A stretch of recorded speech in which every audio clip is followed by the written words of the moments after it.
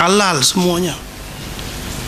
Syiah menganggap ahli sunnah najis. Sebab itulah kalau orang pergi ke Iran, masuk dalam masjid, tersalah masuk, dia basuh tu, bekas kita masuk, dia basuh tu, dia anggapnya najis.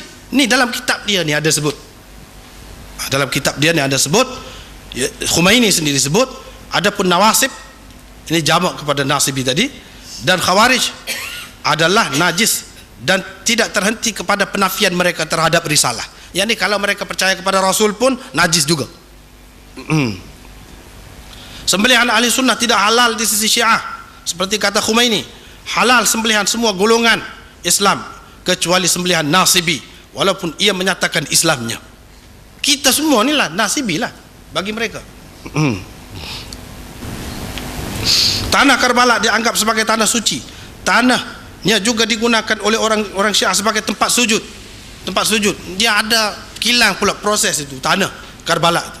Dibuat macam-macam, 4 persegi lah, 3 persegi lah, macam-macam. Tanah tu keping-keping macam itulah. Setiap orang Syiah dia akan gunakan tanah tu pada ketika sembahyang. Tetapi pada ketika taqiyah tak apa, tak payah pakai tanah tu.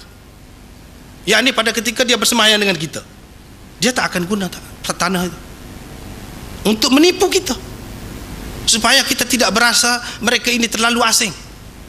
Mula-mula, tetapi mereka, ini saya nak cerita, ini pengalaman di sini, bukan di luar. Mereka boleh berpura-pura bertaqiyah menjadi imam tarawih. Pernah ada Syiah, dia tak percaya kepada sembahyang tarawih. Sembahyang tarawih dianggapnya bid'ah yang diadakan oleh Umar pada mereka. Tetapi dia boleh jadi, ni balik daripada Iran, belajar daripada Iran, dia boleh jadi imam kepada orang ramai secara taqiyah sembahyang tarawih. Dan orang ramai tak tahu, tetapi akhirnya dapat tahu juga. Alhamdulillah, masyarakat kita tak dapat terima semua ni. Macam mana dah dia kata sembahyang ini tak ada, tiba-tiba dia jadi imam kepada orang-orang lain.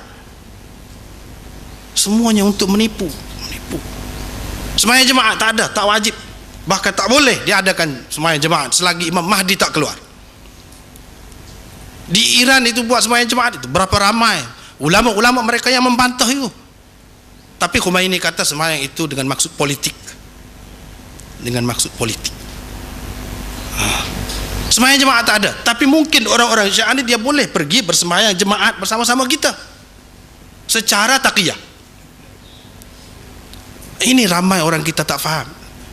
Dia kata orang-orang yang baru-barulah tak kenal Syiah, dia kata Syiah sama seperti kita, tak ada beza. Memanglah mula-mula macam tu, tetapi kemudian lain. Mula-mula dia tak kafir pun sahabat, tak kafir, sahabat biasa. Lepas tu sikit-sikit dia pergi. Akhir sekali sampai kafirkan sahabat. Mula-mula dia kata Quran ini macam ni lah, sama saja, tapi akhirnya tak terima. Dan begitu juga yang lain-lain. Itulah amalan Syiah. Dia katakan Syiah sekarang ini lain, Syiah sekarang ini sederhana, sebab dia membenarkan Khamenei, membenarkan orang-orang yang pergi ke Mekah untuk orang-orang yang pergi ke Mekah untuk bersembahyang bersama-sama dengan ahli sunnah, bersembahyang bersama-sama ahli sunnah, mengikut ahli sunnah. Kalaulah Syiah ini ekstremis, Syiah ini Syiah yang melampau, tentu dia tidak membenarkan orang-orang Syiah pergi bersembahyang di belakang orang ahli sunnah. Kata mereka, ini semua kerana tidak tahu tentang Syiah lah, terpedaya, maka terpedaya, terkeliru. Padahal kalau kita tahu ajaran Syiah, Khomeini sebenarnya dia alim lah, alim Syiah dia lah. Dia tahu dalam kitab-kitab besar Syiah ni ada sebut. Apa sebutnya? Bunyinya begini: man salla khalfan nasib taqiyatan kana kaman salla khalfan nabi sallallahu alaihi wasallam fi saffil awal. Bayangkan macam mana kita nak dapat fadilat bersembahyang di belakang Nabi sallallahu alaihi wasallam pada saf yang pertama. Bagaimana?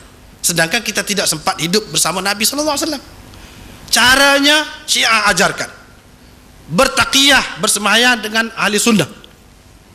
Kita akan dapat pahala sama seperti pahala bersembahyang di belakang Nabi SAW dalam saf yang pertama.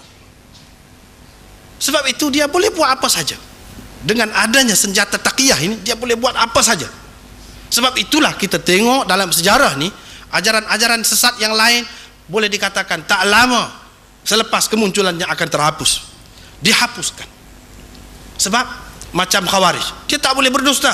Kalau berdusta kafir, macam mana dia nak berdusta? Dia berterus terang. Bila dia berterus terang, orang tahulah ajaran dia tu. Senanglah nak menghadapinya. Ajaran-ajaran lain, banyak lagi ajaran-ajaran yang sesat. Misalnya yang terbaru, Ayah Pin, dengan apa ni, ajaran-ajaran yang tak masuk akal, dan dia bercakap macam orang bodoh begitu. Mana orang nak terima? Tapi berbeza dengan Syiah ini. Walaupun ajaran sesat ini adalah yang paling tua dalam sejarah, tetapi umurnya pun paling panjang. Sebab apa? Kerana dia ada senjata taqiyah itu. Dan kita tak faham. Kalau kita faham, tak jadi masalah. Kita sudah tahu dia bertaqiyah, dia boleh buat apa saja bersama kita, dia boleh hafal Quran, dia boleh apa saja. Padahal mereka tidak percaya kepada Quran itu. Ini yang perlu kita faham. Kita sedari tentang Syiah ini.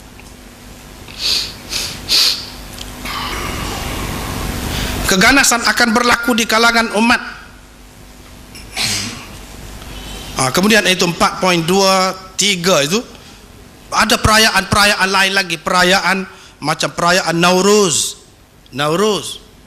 perayaan tahun baru, sunat mandi pula, ada pula perkara-perkara bid'ah. Sunat mandi pada hari Nauruz itu. Ada lagi perayaan mereka, perayaan apa dipanggil? Perayaan Baba Syuja', yaitu pada 9 Rabiul Awal, di mana Sayyidina Umar ditikam sampai mati oleh Abu Lu'lu'ah. Abu Lu'lu'ah orang Majusi. Khomeini kata Abu Lu'lu'ah itu seorang yang berjasa besar kepada Islam. Dan mereka orang-orang Syiah ini merayakan hari itu kerana kejayaan pembunuhan Sayyidina Umar.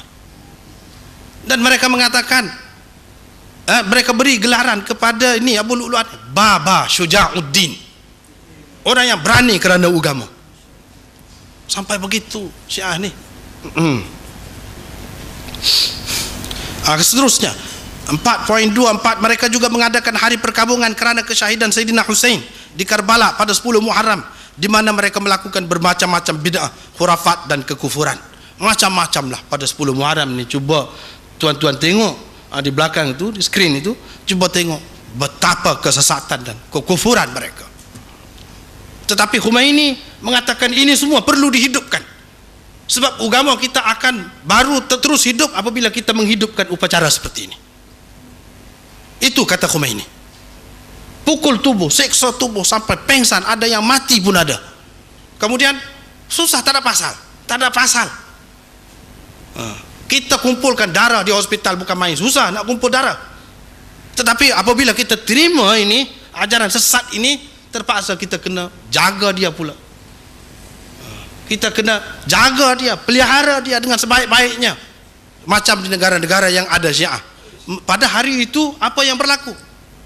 Pada hari itu polis semua berkawal, doktor-doktor semua on call, mesti ada ambulans dan sebagainya. Mana yang pengsan, bawa pergi. Darah yang dikumpulkan